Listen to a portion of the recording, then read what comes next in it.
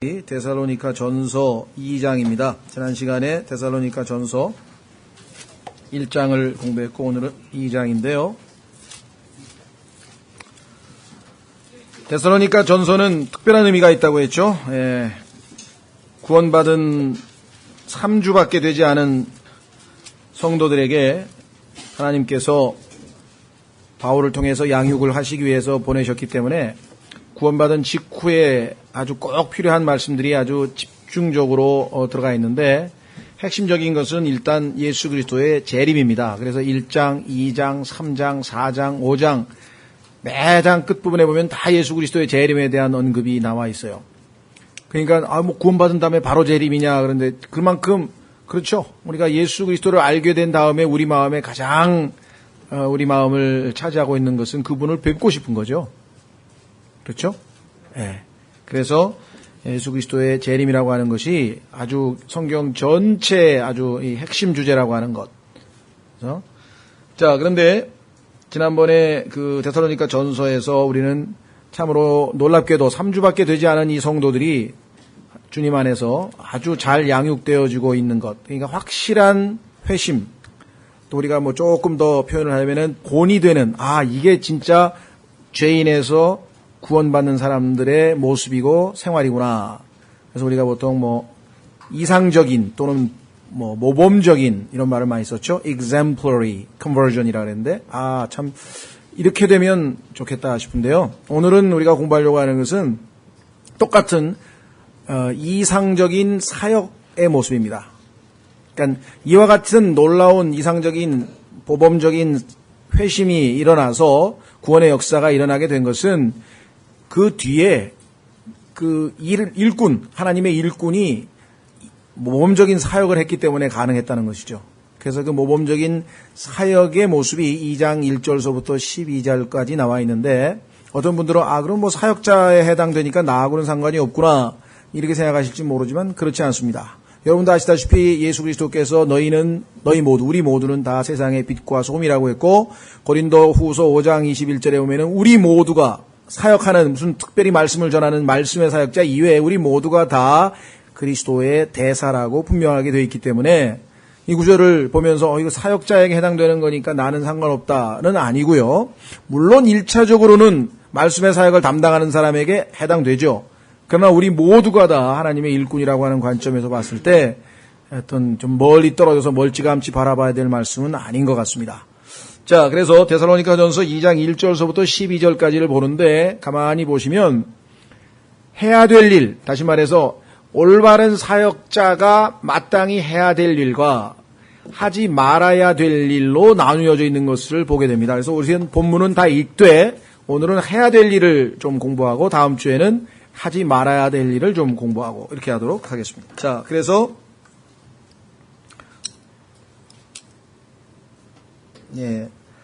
본문 말씀부터 오늘 먼저 보도록 하겠습니다. 데살로니가 전서 2장 1절서부터 12절까지, 죄송합니다. 데살로니가 전서 12절까지. 자, 보겠습니다. 형제들아, 우리가 너희에게 들어간 것이 복음을 전하러 들어갔죠? 헛되지 아니한 줄을 너희가 스스로 아나니 그랬습니다. 헛되지 아니한 것을 너희가 스스로 아나니 너희가 아는 바와 같이 우리가 먼저 빌립보에서 고난과 치욕을 당하였으나 자 사도행전을 아마 읽어보신 분들은 데살로니가로 넘어오기 전에 아주 상당히 많은 박해를 당한 것을 우리가 보게 됩니다. 여러분 생각해 보십시오. 복음을 전하다가 박해를 당한다거나 어려움을 당하면 인간적으로는 낙심될 수밖에 없잖아요. 그렇죠? 그런데 이들은 데살로니가에 왔을 때 담대하게 자 이것이 이제 아까 우리가 마음의 허리를 동여맨 자의 자세예요.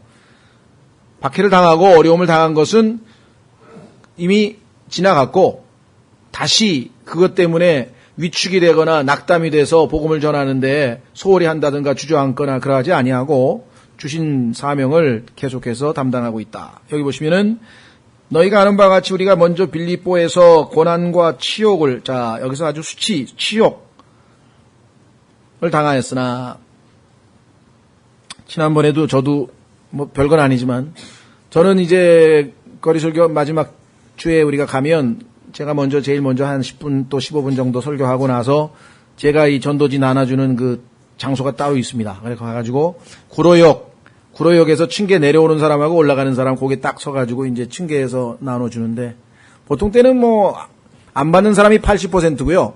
받는 사람이 한 20% 돼요. 그래도 감사한 일이죠. 그렇죠? 네, 저는 한번 읽어보십시오. 이렇게 보통 얘기합니다. 미국 같은 경우는 이렇게 gospel track please 이렇게 하고 나눠주기도 하고 이건 전도지입니다 하고 이제 미리 얘기를 하고 이렇게 나눠주기도 하고 근데 우리는 그렇게 얘기하면 거의 안 받으니까 전도지나 그러면 그 앞에 만화 같은 그림이 있으니까 혹시라도 호기심에 좀 가져가라 그래가지고 이제 읽어보시죠. 한번 읽어보세요 하고 이게 나눠주린데 보통 때 별일 없었는데 지난번에 어떤 아저씨가 혀를 끌끌 차더니만 아이고 나이 꽤나 먹은 사람이 참 아이고 하더니 그럴 힘이 있으면 고아원 가서 애들이나 도와줘. 그러니까 쓸데없는 짓을 한다 이 말이죠. 그럼 이상합니까? 내가 옛날에 안 믿는 사람일 때도 나도 그런 소리 했는데 뭐가 이상해요? 기운 뺄 거 하나도 없어요. 그래서 감사합니다. 저도 저런 사람이었는데 지금 이런 사람으로 바뀌었으니. 그렇잖아요. 저도 저런 사람이었는데 지금 이런 사람으로 바뀌었으니까 감사한 일. 하여간 바울이 당한 치욕은 이거하고는 비교가 안 되는 것이고요. 예수 그리스도는 말할 것도 없이 십자가에서 벌거벗고 매달리셨으니까 한번 그 치욕을 수치를 한번 상상을 해보십시오. 정말 우리 대신에 그런 수치를 당하신 예수 그리스도. 자, 고난과 치욕을 당하였으나 많은 싸움을 싸우며 우리 하나님 안에서 담대하여 하나님의 복음을 너희에게 말하였노라. 자, 많은 싸움을 싸웠다니까 이 싸움 싸웠다는 게 무슨 치고받고 했다는 얘기냐 그건 아니고요. 이 with much contention이라고 하는 것은 정말 방해하는데도 불구하고 그렇죠? 담대하게 굽히지 아니하고 그렇다고 해서 무례하게 행동하고 막 그렇게 대들고 이런 건 전혀 아닙니다. 과거에 어떤 분이 좀 열심히 있기는 있는데 조금 좀 뭐라 그럴까요? 추천하고 싶지 않아 아니면 좀 그렇게는 안 하셨으면 하는 그런 전도 방법이 있었는데 이분이 아마 복음 전하다가 이제 술 취한 분들에게 몇 번 당했나 봐요. 깡패들한테도 좀 몇 번 당하시고. 그래서 그러셨는지 하여간 전기 충격기를 하나 사가지고, 그것도 경찰에 가서 등록을 해야 된다 그러더라고요. 그냥 안 주고. 그래가지고 그냥 까부는 놈들은 그냥 그분 말, 제 얘기는 아니고, 마귀 새끼들은 그냥 이 전기 충격으로 다. 그래서, 이건 복음을 전하는 것으로는 조금 적절치 않은 것 같은데, 그런데 또 열심히 전하는 분에게 뭐라고 말할 수도 없고, 이걸 어떻게 지혜롭게, 한번 좀 얘기를 해야 되나, 이제 고민을 하던 와중에 그냥 어떻게 사라져버리셔가지고 얘기할 기회를 못 가졌는데, 그런 경우는 제가 볼 때는 덕이 되는 것 같지는 않습니다. 오히려 성경에 보니까 사도행전 같은 경우는 그렇게 박해를 당하고 했을 때, 우리 같은 자가 주님의 고난에 동참케 해주신 것에 대해서 참으로 감사하고 기뻐했다고 사도행전에 나왔지, 전기 충격기 샀다는 말은 안 나오고 사도행전에 보니까 안 나오더라 이 말이죠. 정말 생각을 해보세요. 어떻게 내가 예수 그리스도의 고난에 동참할 그런 특권까지 누리게 됐는가를 생각하면 그게 아무것도 아니잖아요. 그렇죠. 정말 놀라운 일이죠. 그거는. 자, 그래서 많은 싸움을 싸우며 우리 하나님 안에서 담대했다. 어떻게 담대했는가? 고난과 치욕을 당했는데도 불구하고 담대했다. 이게 정말 성령 충만한 사람의 모습이죠. 담대했죠? 하나님의 복음을 너희에게 말하였노라. 그렇죠? 하나님의 복음을 너희에게 말하였노라. 자, 그래서 이제 구체적으로 3절서부터 이제 어떤 방식으로 사역을 했는지 한번 보겠습니다. 3절. 하지 않은, 그러니까 부정적인 얘기는 다음에 하겠습니다. 예를 들면 3절 같은 경우 우리의 권면은 속임수나 부정함에서 나지 아니하고 안 할 일이죠. 해서는 안 될 일. 간사함으로 한 것도 아니었노라. 다만 우리는 하나님의 허락을 받아 복음을 위탁받은 대로 말하노니 이것은 사람을 기쁘게 하려 함이 아니요 오직 우리의 마음을 시험하시는 하나님을 기쁘게 하려 함이라. 정말 사역의 기본 동기, 마음 자세가 다 나와 있죠. 너희가 아는 바와 같이 우리가 어떤 때에도 아첨하는 말이나 탐욕의 탈을 쓰지 아니한 것을 하나님께서 증언하시느니라. 또 우리가 그리스도의 사도로서 부담을 줄 수도 있었으나 너희에게서든지 다른 사람에게서든지 우리가 사람들에게서는 영광을 구하지 아니하고, 아니한 것, 안 한 것. 7절, 이번에 한 거네요. 7절서부터는 한 것. 유모가 자기 아이들을 돌보듯 너희 가운데서 부드러운 자가 되었으니. 어떤 분들은 가만히 있어봐, 2절에 담대한 거하고 7절에 부드러운 거하고 좀 안 어울리는 것 같다 생각하지만, 2절은 문맥이 믿지 않은 사람들에게 담대하게 하나님의 말씀을, 복음을, 구원의 복음을 전파한 얘기를 하는 것이고, 7절은 구원받은 하나님의 자녀들을 나약해서 넘어졌든지 죄를 짓고 지금 타락했든지 그런 사람들을 유모처럼 하나님의 그 사랑으로 어루만져서 회복시키는 그런 사역에 대한 얘기니까 전혀 모순될 게 없다는 것이죠. 8절, 우리가 이같이 너희를 다정하게 사모하여. 여러분들은 그래 본 적이 있나요? 여러분들에게 정말 다정하게 사모한 형제들, 정말 만나고 싶고 모든 걸 다 주고 싶은 그런 형제들이 있냐 이 말이죠. 여기는 형제들아, 죄송합니다. 우리가 이같이 너희를 다정하게 사모하여 하나님의 복음뿐 아니라 우리 자신의 혼까지도 너희에게 기꺼이 나누어 주고자 함은 너희가 우리에게 소중하였기 때문이라. 형제들아, 우리의 수고와 해산의 고통을 너희가 기억하나니 우리가 너희 가운데 아무에게나 폐를 끼치지 아니하려고. 사랑은 그 누구에게도 해를 끼치지 않은 것, 그걸 우리가 보통 사랑이라고. 밤낮으로 수고하며 너희에게 하나님의 복음을 선포하였노라. 우리가 믿는 너희 가운데에서 얼마나 거룩하고, 첫 번째, 그 다음에 옳고, 두 번째, 세 번째, 흠 없이 처신하였는지에 대하여는 너희가 증인이요 하나님도 그러하시도다. 너희가 아는 바와 같이 우리가 너희 각 사람에게 아버지가 자기 자녀에게 하듯 권면하고 위로하고 명하였노니, 이것은 너희를 부르사 자신의 왕국과 영광에 이르게 하신 하나님께 너희가 합당히 걷게 하려 함이라. 그러니까 1절서부터 12절까지는 정말 바울의 사역의 체험담인 동시에 모든 사역자들이 가야 할 길, 더 넓게는 하나님을 섬기고 형제자매들을 섬겨야 할 사람들이 취해야 할 태도, 마음 자세를 아주 실감나게, 실증적으로 아주 우리에게 잘 보여주는 구절이다, 이렇게 보면 되겠죠. 자, 그러면 구체적으로 좀 들어가서 첫 번째 한 일은 2절에 보니까 복음을 말한 것입니다. 하나님의 복음을 말했다고 분명하게 얘기했고, 4절에도 하나님의 허락을 받아 복음을 위탁받은 대로 말했다.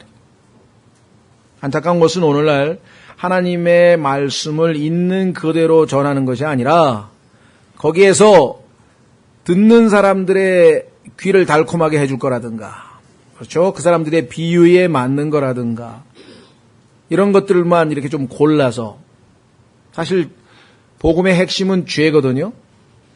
죄에 대한 언급 없이는 긍정적인 얘기로 예수님을 믿으면 우리가 마음이 평강이 오고 하늘나라에 갈 수 있고 영생도 얻고 많은 긍정적인 결과물이 있습니다. 그렇죠? 그러나 그것을 얻기 전에 죄의 문제가 해결되지 않은 채 그것을 얻는다면 이건 있을 수가 없는, 말이 안 되는 거죠. 그래서 항상 복음에 있어서 제일 첫 번째는 죄에 대한 언급을 해야 되는데, 이것이 성령으로 충만하지 아니하면 말하기가 어려울 뿐더러, 그렇죠, 듣는 사람에게 죄 얘기를 한다는 게 말하기가 어려울 뿐더러, 두 번째로 말을 하더라도 괜히 상대방 기분만 나쁘게 하고 끝나버리는 거예요.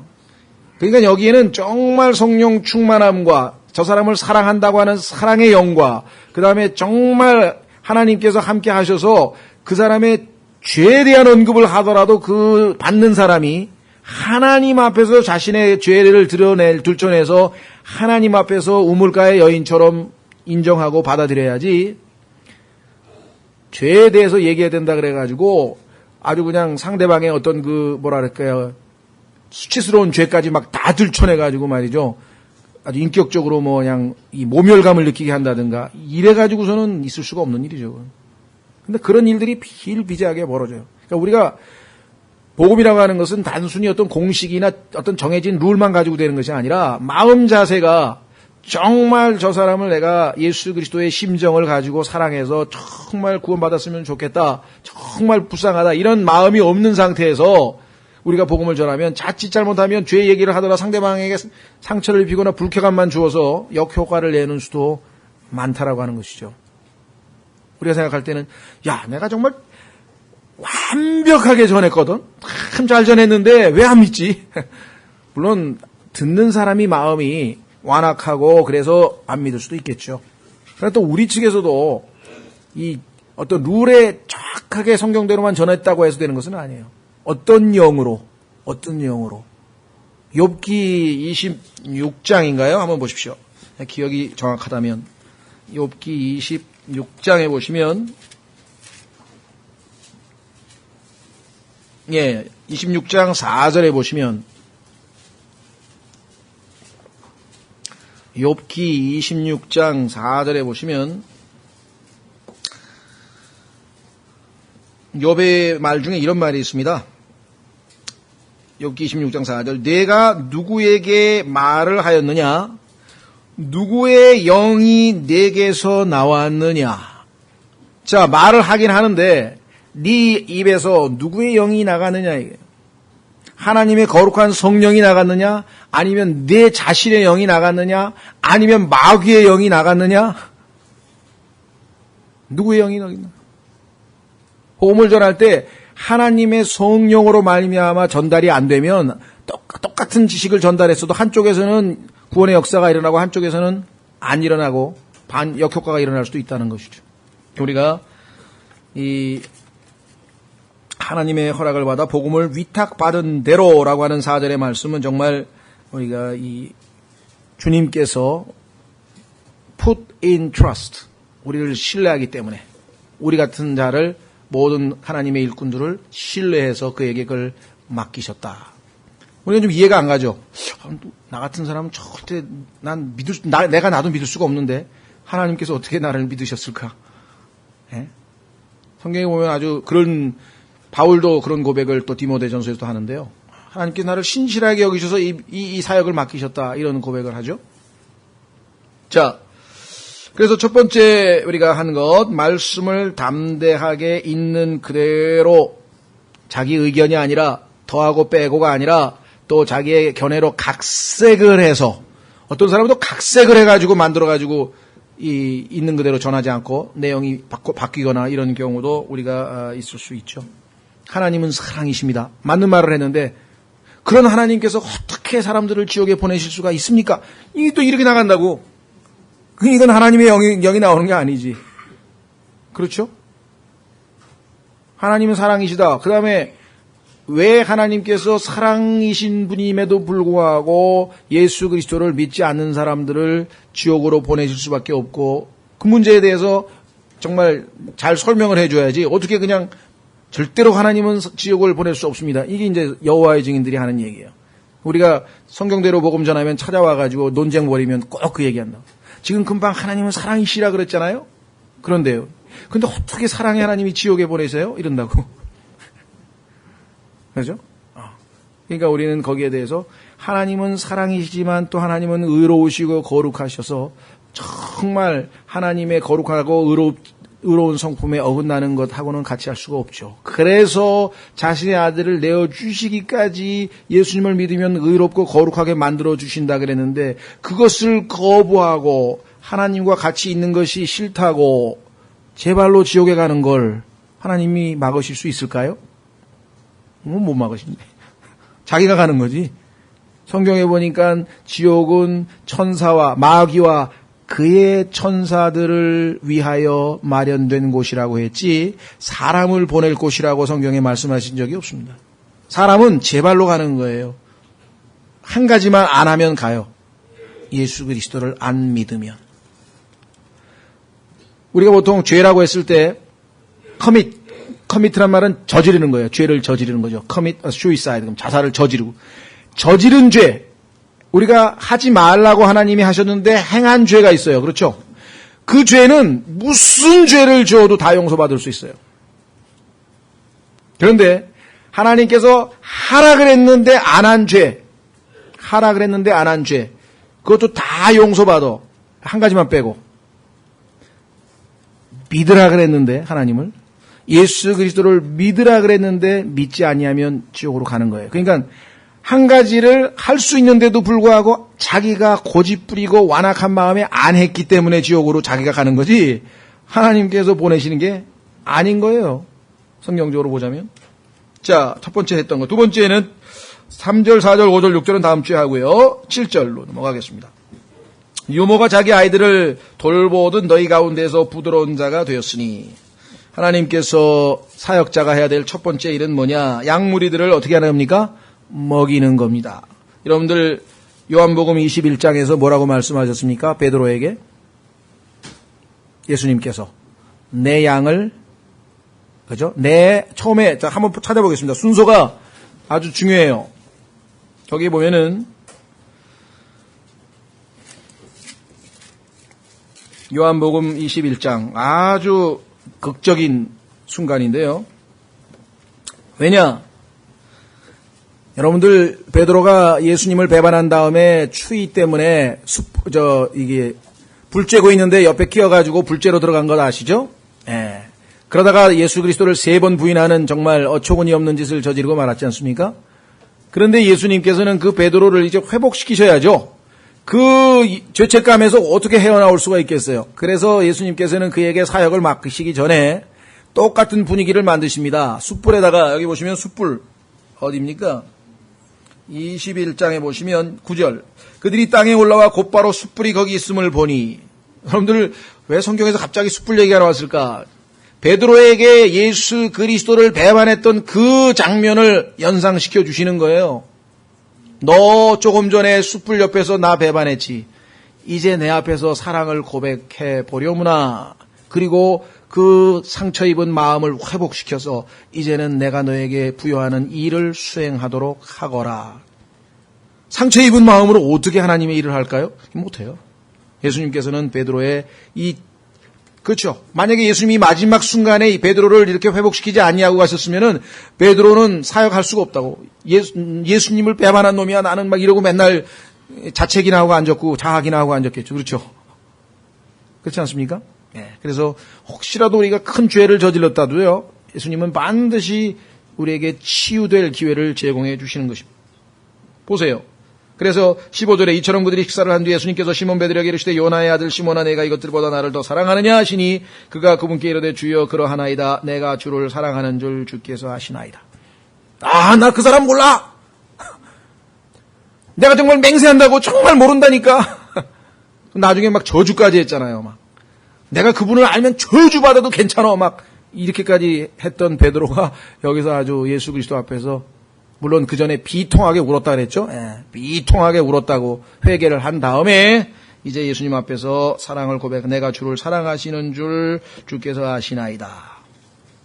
그러니까요, 성경 공부를 많이 하고 주는 그리스도시여 살아계신 하나님의 아들이십니다 하고 위대한 고백을 하고 물 위를 걸어가는 체험을 하고 하늘에서 하나님의 음성이 들려서 예수 그리스도께서 부활하신 영광스러운 모습을 목격하고 이런 엄청난 순간에 예수 그리스도께서 자신의 일을 맡기신 게 아니라는 것을 여러분 아셔야 됩니다. 착각하지 마세요. 여러분들이 막 성령 충만하고 막 굉장할 때 하나님이 일을 맡기시는 게 아니라 여러분이 예수 그리스도 앞에 그분께 사랑을 진실로 고백하는 순간 그 순간이 하나님께서 이 일을 맡기실 수 있는 마음 상태가 된 것이다. 네? 그렇죠? 그 사랑의 마음이 없이는 예수 그리스도를 사랑하는 마음이 없이는 양무리들을 사랑할 수가 없다는 것이. 첫 번째가 주님에 대한 사랑의 고백이 있어야 그렇죠? 네. 신학교 졸업하고 강도사 왜 또 강도사인지 모르겠어. 도를 강론하는가 봐. 근데 해본 강도사가 강도 비슷하게 생겼더라고.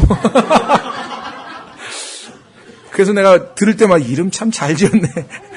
도를 강론하는 것도 그렇고 어때? 강도사 고시를 보고 그다음에 목사 고시를 보고 해가지고 막 엄청난 뭐를 해가지고 이제 됐다 이게 나는 학점도 잘 따고 설교도 잘하니까 큰 교회에서 말이야 나를 불러라 말이지 막. 이게 아니에요. 근데 지금 그런 식으로 운영되고 있어요. 그분이 어디 가서 뭐를 하고 막 외적인 것. 하나님은 정말 하나님의 일을 지키려면 주님을 사랑한다는 고백을 듣고 나서야 임기를 맡겨. 내 어린 양을 먹이라. 처음에는 어린 양부터 먹이는 거죠. 예, 그 다음에는 16절 다시 두 번째 그에게 이르시되 요나의 아들 시몬아 내가 나를 사랑하느냐 하시니 그가 그분께 이르되 주여 그러하나이다. 내가 주를 사랑하는 줄 주께서 아시나이다 하매 그분께서 그에게 이르시되 내 양들을 먹이라. 조금 이제 성숙한 사람, 주일학교 선생님 하다가 이제 장려부 성경 공부도 좀 할 수 있죠. 아니, 내가 지금 신학교를 마치고 지금 내가 누군데 지금 유치부를 가리켜요. 아이, 너무하시네, 정말. 또 이런 분이 있어요? 전혀 아니에요. 하나님께서 작은 일부터 시켜서 충성되게 하고 그렇게 할 때 점점 그 다음 일을 맡기는 거죠. 그렇죠? 그리고 사실 작년부 성경 공부 가르치는 것보다 유치부 가르치는 게 더 어렵거든요. 해보면 알지만 뭘 몰라서 그렇지. 그 다음에 보세요. 세 번째. 그에게 이르시되 요나의 아들 시몬아 내가 나를 사랑하느냐? 그분께서 자기에게 세 번째 내가 나를 사랑하냐 함으로 말씀하심으로 베드로가 근심하며 그분께 이르되. 근심하며. 왜 근심했을까요? 지금 주님이 나를 의심하시는가? 그래, 내가 조금 전에 정말 엄청난 예수님을 부인했었지. 할 말은 없다, 정말. 그래도 그렇지, 내가 지금 진심으로 고백하는데 이러실 수가 있을까? 번민. 그러나 그때 그는 자신의 feeling을 따라 행동하지 아니하고, 이게 베드로가 이미 어느 정도의 성숙의 모습을 보이는 거예요. 그리스도인들이 거의 대부분 보면요, 그냥 그 느낌 따라, 감정 따라 행동하는 거예요. 세상 사람들 다 그렇잖아요, 그냥. 좀 어떻게 지내세요? I feel bad. 어쨌다는 거야. 느낌이 어떻게 나쁘다는 거야. 맨 feel이야, 예? feel이 꽂혔으니까 그 다음에 어떻게 하겠다는 거예요, 지금. 그 다음에 또 기분 나쁜 feel이 꽂히면 어떻게 이제. 그냥 차버리고 끝나나? 그렇죠. 이거 왔다 갔다 하는 게 feel인데, feeling 올라가려다 내려가다 올라가다 내려갔다 하는 거잖아요. 베드로는 감정에 움직이는 것이 아니라 주님을 향한 자신의 의지적 사랑을 내보입니다. 좋습니다. 주님이 나를 의심하셔도 상관없습니다. 왜? 난 주님을 사랑하니까. 그걸로 됐다 이거예요. 그렇죠? 주께서 모든 것을 아시오매 내가 주를 사랑한 줄 주께서 아시나이다 하니 예수님께서 그에게 이르시되 내 양들을 먹이라. 이렇게 얘기했죠. 첫 번째가 유모 먹이는 거죠. 젖을 먹이는 거예요. 유모처럼. 그 다음에 베드로전서 2장 2절에 sincere milk of the word, 순수한 말씀의 젖을 먹이는 거죠. 순수한 말씀의 젖을 먹이는 것이. 그뿐만 아니라 이 사역자의 가장 중요한 덕목 중에 하나는 뭐냐면요. 우선 본이 돼야 돼. example이 돼야 돼. 그렇죠? 확인해 보겠습니다. 베드로전서 5장 3절. 베드로전서 5장 3절.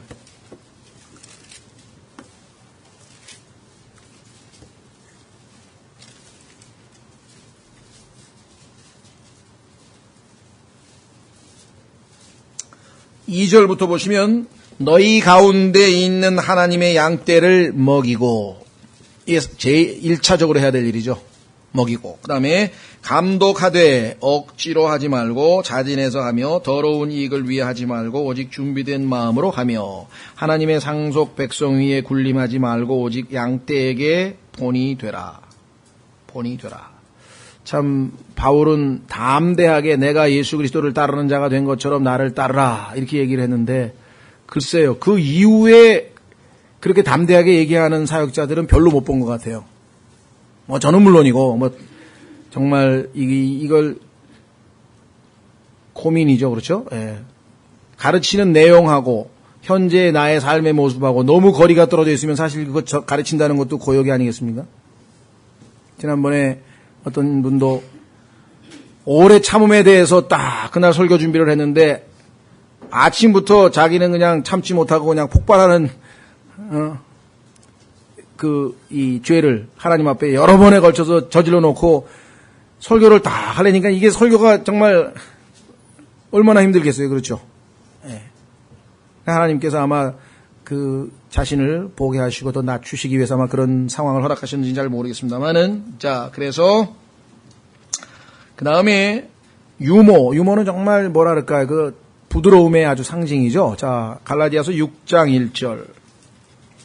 갈라디아서 6장 1절에 이 온유라고 하는 말이 나와 있네요. 부드러움과 아주 가까운 말씀이죠. 온유. 갈라디아서 6장 1절. 형제들아, 만일 어떤 사람이 잘못에 빠지거든 영적인 너희는 온유의 영으로 그러한 자를 회복시키고 내 자신도 살펴보아 너도 시험에 들지 않게 하라. 온유의 영으로 보살핀다. 자, 그래서 바울의 사역은 정말 이 유모가 그 아이를 키우는 그런 심정으로. 자, 그래서 8절에 다시 돌아옵니다. 데살로니가전서 2장 7절에 유모가 자기 아이들을 돌보듯 너희 가운데서 부드러운 자가 되었으니. 더 나아가서 8절, 참 이거는 쉽게 고백할 일이 아니라 바울은 솔직한 마음으로 이렇게 고백을 했습니다. 우리가 이같이 너희를 다정하게 사모하여 하나님의 복음뿐 아니라 우리 자신의 혼까지도 너희에게 기꺼이 나누어 주고자 함은, 예수 그리스도의 마음을 품지 않은 사람은 할 수 없는, 전적으로 그 심지어는요, 상대방이 환영하고 기뻐하고 좋아하지 않는 경우에도 바울은 기꺼이 자기 자신을 내어주려고 했다는 것이죠. 예? 한번 확인해 보겠습니다. 참 주님의 마음을 품고 산 사람 같아요. 고린도후서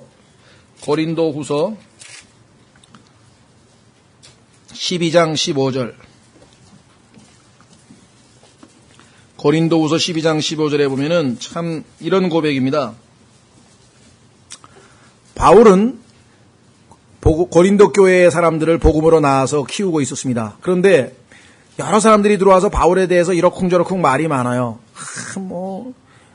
말도 제대로 못하는 사람이 그냥 편지는 또 아주 세게 써가지고 우리 괴롭힌다 그러면서 이러쿵저러쿵 얘기가 많으니까 바울이 너무나 그 이간질하는 자들로 인해서 마음이 아픈데, 영적으로 어린 자들이니까 귀가 솔깃해가지고, 또 우리도 그렇잖아요. 누구 이렇게 막 욕하는 거 들으면 막 끼어들어가지고 맞아 그러고. 근데 그래서 이 바울의 마음이 지금 상당히 아주 고통스러운 상황인데, 그럼에도 불구하고 고린도 전 후서 12장 15절.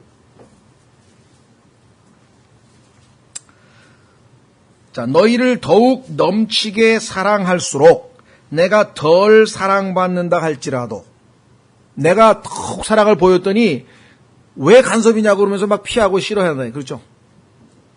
여러분들 자식 키워보신 분 다 마찬가지네요. 부모가 어떻게든지 자식에 대해서 관심을 가지고 했는데 그 자식은 왜 간섭하냐고 하면서 막, 그렇다고 부모가 알았어 이놈아 이제 너는 나갈 길 가고 나는 나갈 길 가자. 그런 부모가 어디 있냐 이 말이에요.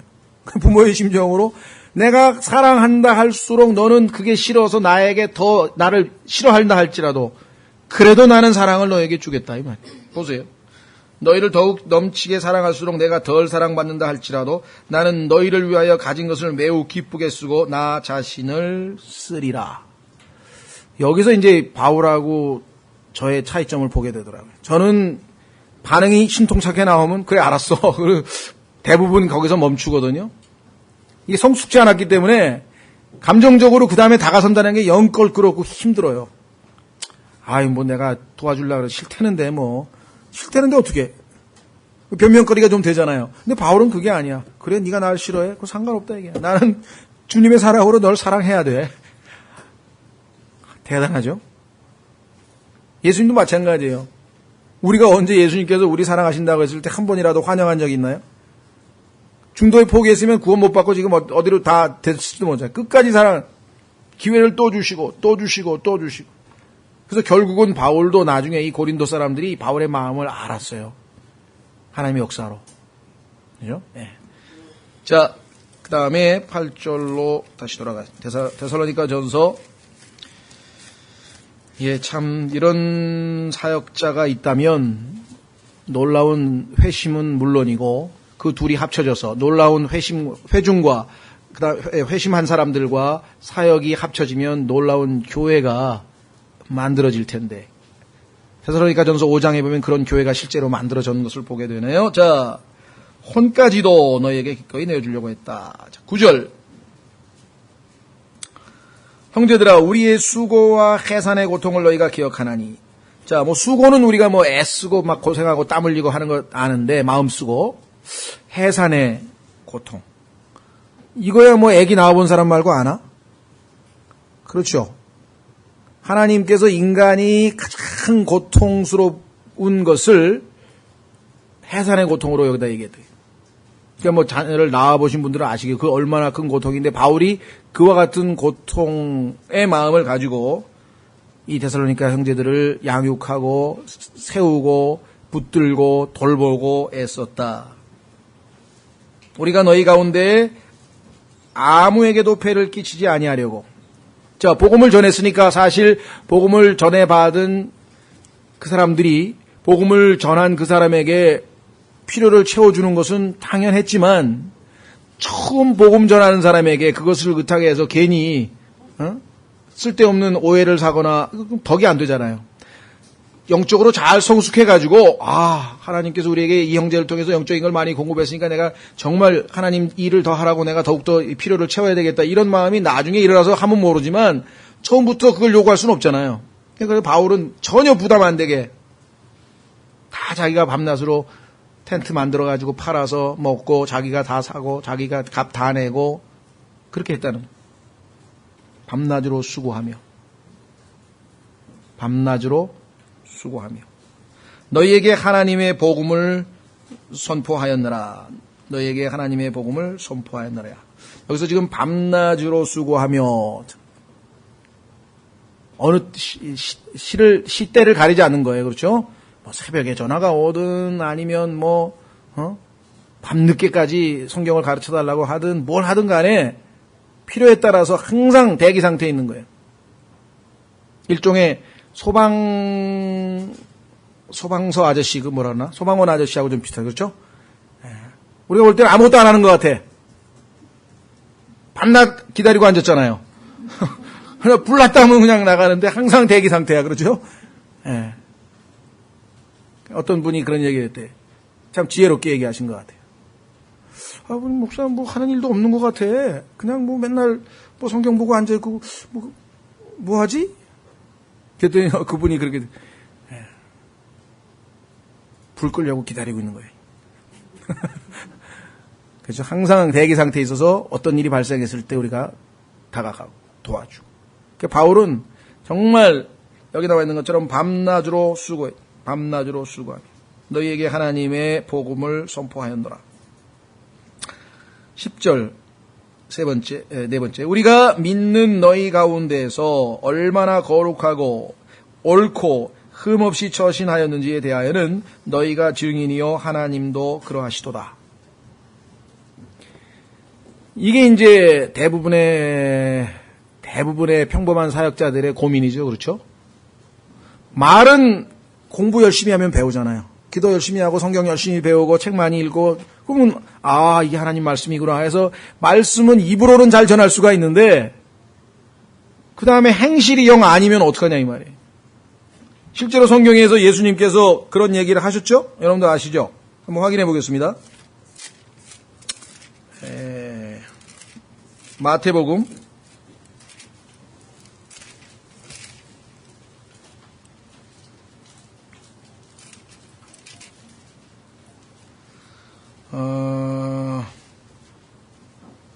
1장인가요?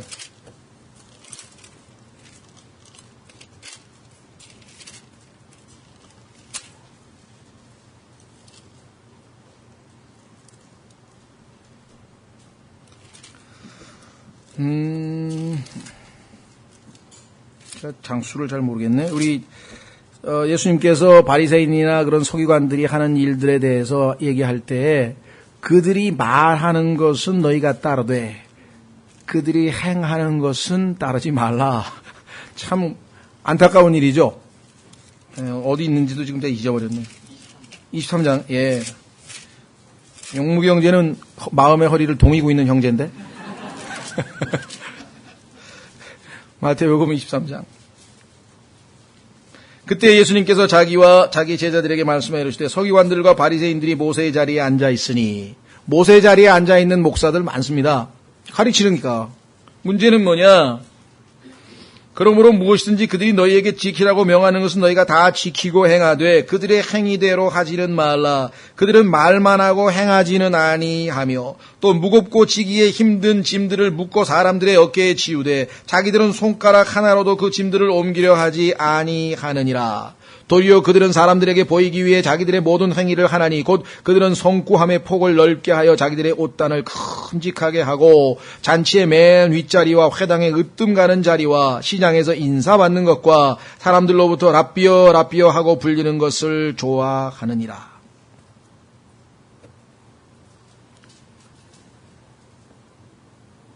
최근에 들은 얘기인데 이거 해도 되는지 모르겠는데 뭐 익명으로 하니까 괜찮겠죠, 그렇죠? 네, 어떤 목사님이 뭐 하여간 은퇴를 하시는데 교회에서 이제 아마 나이가 70이 되셔서 막 은퇴를 하시는 거예요. 은퇴 조건이 뭐냐? 한 20년 목회하셨대요. 하여간 어느 동네에 있는 그 사시는 그 사택이라 그러나 사시하는 집 그게 하여간 뭐 40몇 평에 하여간 뭐 15억짜리인데 그거 하고 또 퇴직금 매덕하고 매달 몇백만 원씩 연금이라 그러나? 연금하고 그렇게 달라 그런대요. 근데 당회를 비롯해서 하여간 그 교회 사람들이 아무 말도 못하는데 20년 동안 카리스마로, 좋게 얘기해서 카리스마로. 카리스마란 말은 성경에서 선물이란 뜻이에요. 하나님이 주신 선물. 기프트. 그래가지고 꽉 잡아놔가지고 다들 속으로는 너무 하시네 목사님 그러면서도 말은 못하고 있대 지금. 하여간 섬기라 그랬는데 왜 자꾸 또 분명히 사도행전 20장에서 예수 그리스도께서 주는 것이 받는 것보다 더 복되도다 그랬는데 이 목사님은 복을 좀 덜 받으시려고 그러니 자꾸 받으려고 그러시는지 잘 모르겠어요. 예? 하여간 이게 지금 뭐 이 목사님뿐만 아니라 뭐 저를 포함해서 모든 사역자들의 고민이 과연 바울처럼 나는 거룩하고 흠없고 올바르게 너희에게 처신했고 너희가 바로 증인 아니냐. 이러면 얼마나 정말 아름답고 좋겠습니까. 근데 바울은 성령님께서 도우셔서 역사하셔서 그렇게 살았다는 것이. 이게 정말 이렇게 행동하는 사람이 한마디를 하면 얼마나 효과적으로 그 말씀이 전달이 되겠어요. 똑같은 말을 해도 말 다르고 행동 다른 사람이 얘기하면 안 먹히잖아요. 그렇죠.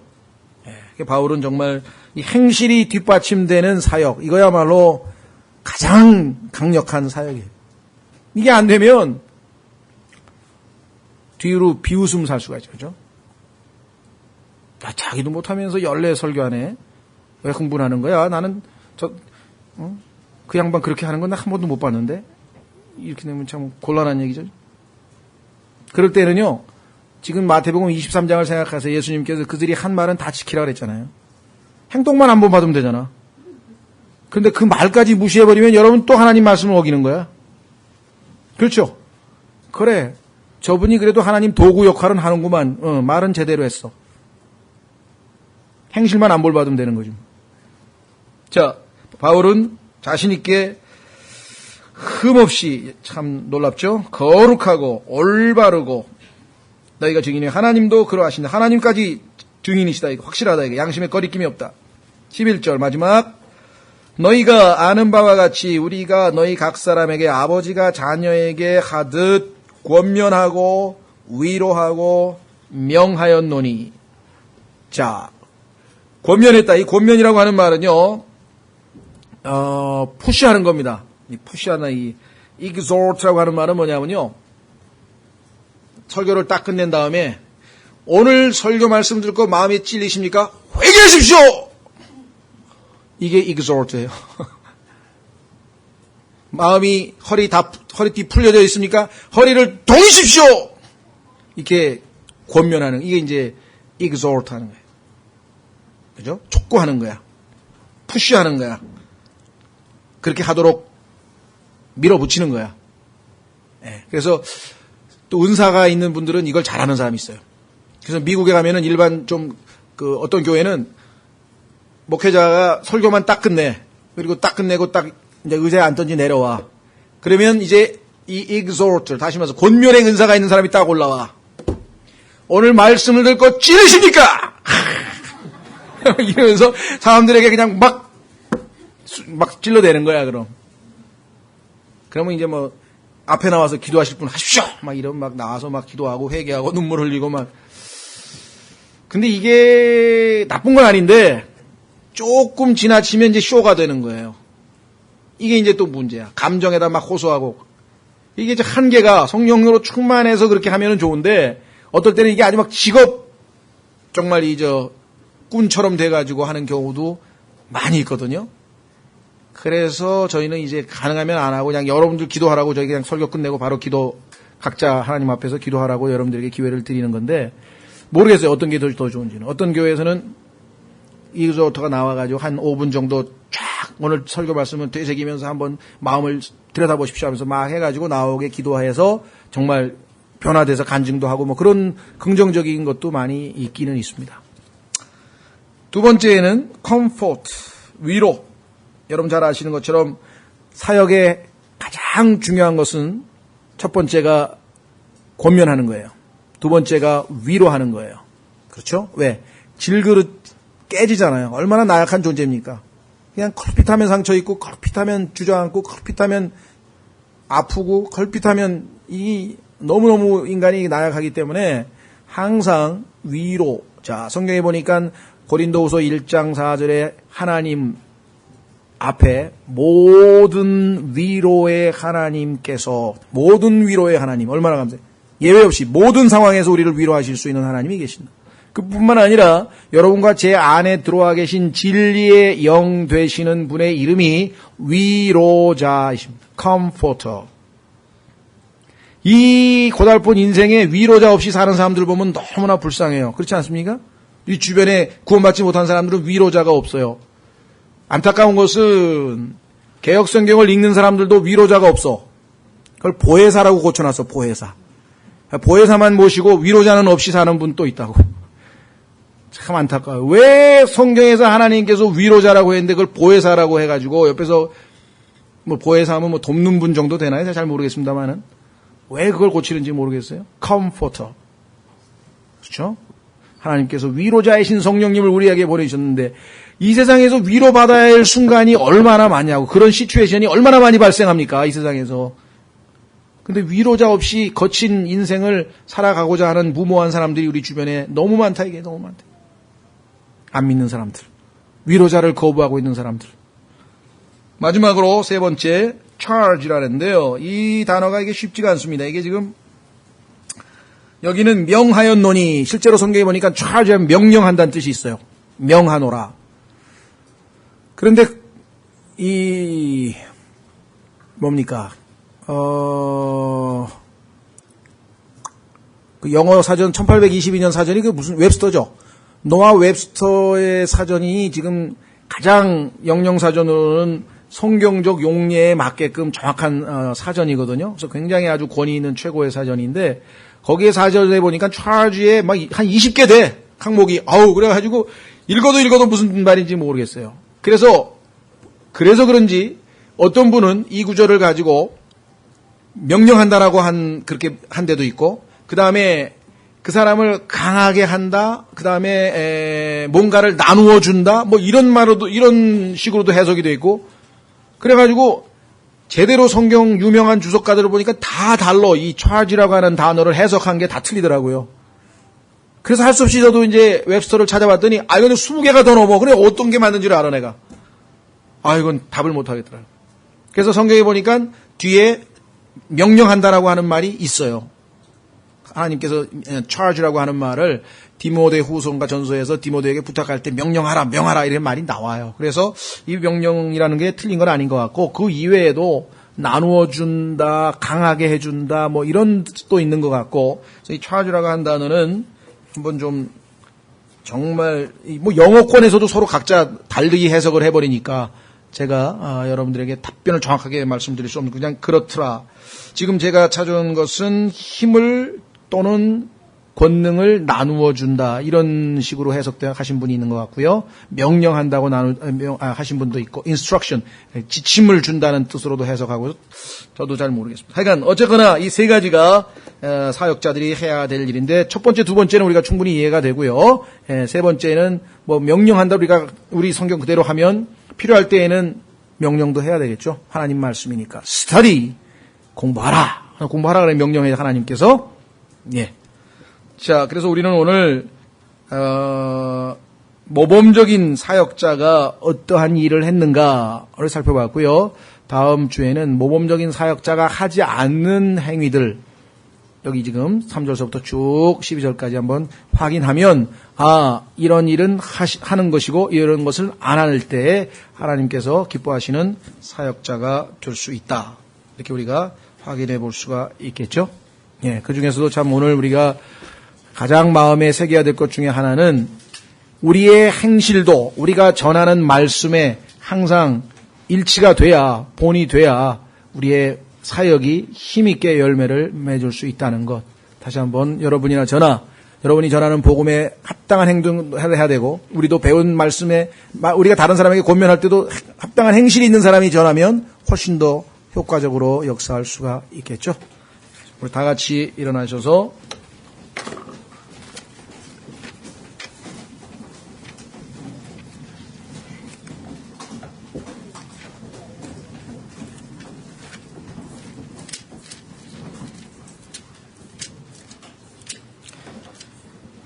예, 우리 아까 어디 갔죠? 387장이었나요? 예, 387장.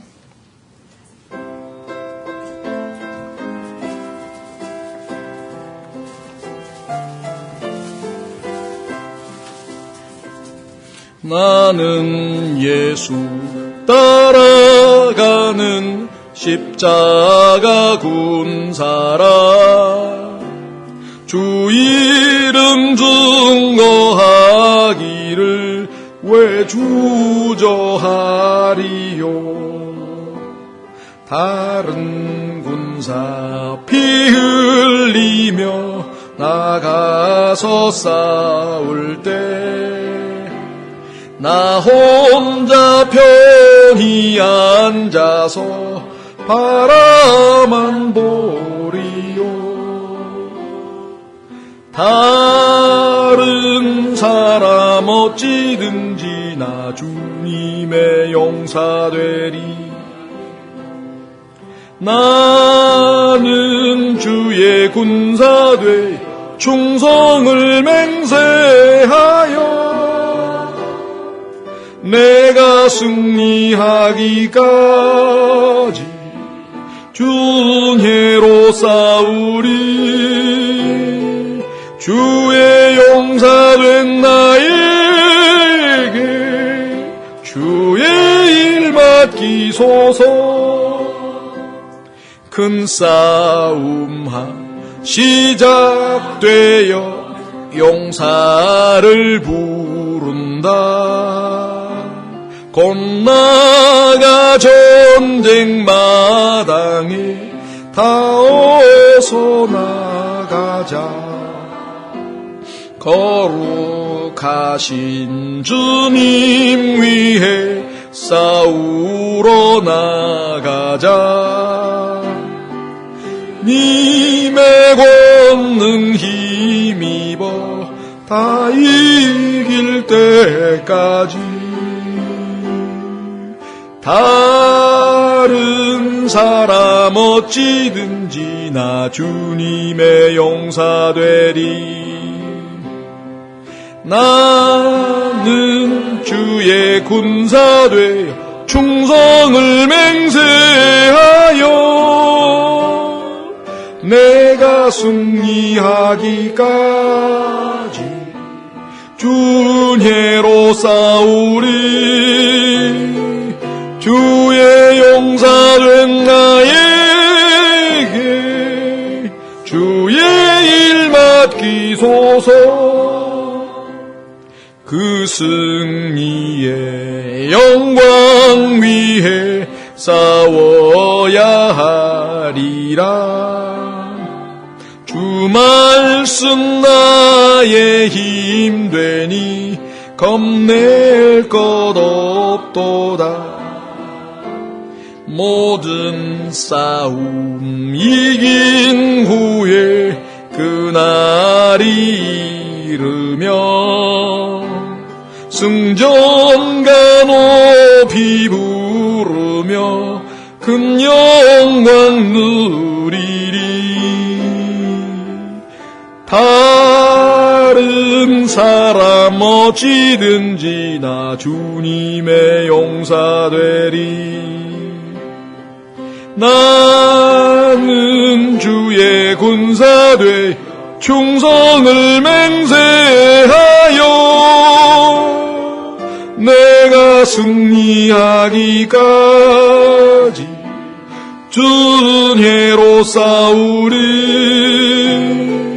주의 용사된 나에게 주의 일 맡기소서. 기도하겠습니다. 하나님 아버지, 오늘 오전부터 이 시간까지 하나님께서 하나님 말씀을 듣게 하시고 또 형제자매들과 아버지와 아들과 함께하는 복된 교제 가운데 있게 하시고 또 좋은 음식도 주시고 온종일 저희가 정말 하늘에서 예수 그리스도를 만날 때 우리가 거룩한 그 만남을 갖는 그 리허설을 하듯 참으로 복된 하루를 보내게 해주신 것을 진심으로 고맙고 감사합니다.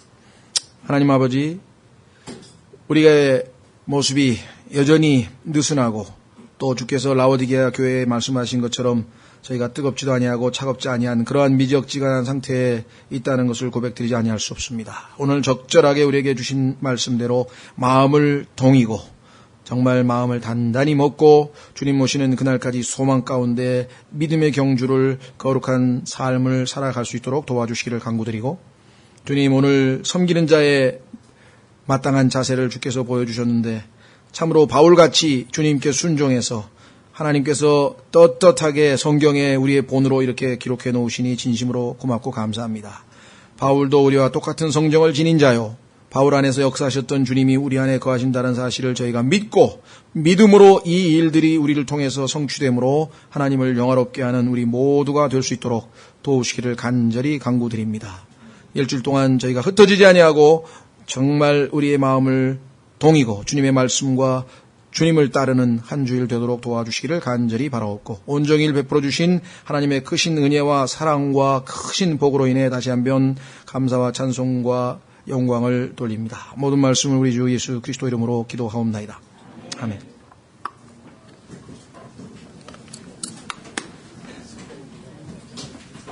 예, 우리 운영위원회는 3시 30분서부터 하겠습니다. 운영위원회는 3시 30분서.